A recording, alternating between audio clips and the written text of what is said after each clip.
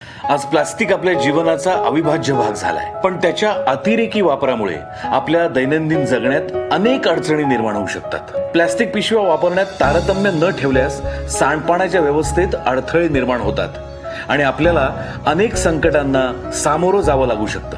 म्हणूनच प्लास्टिक पिशव्या न वापरण्याची उत्तम सवय आपण लावून घ्यायलाच हवी. आपल्या या दुर्लक्षित वाईट सवयींमुळे अनेक प्राणीमात्रांचं, जलसाठ्यांचं नुकसान होऊ शकतं. प्रश्न आपल्या आरोग्याबरोबरच पर्यावरणाच्या हानीचा सुद्धा आहेच.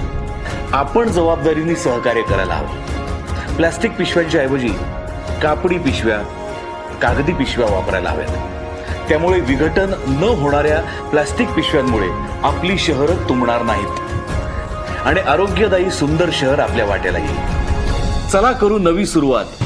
अस्वच्छतेवर करू मात. स्वच्छ महाराष्ट्र अभियान, नागरी नगर विकास विभाग. रुजवू संस्कृती स्वच्छतेची.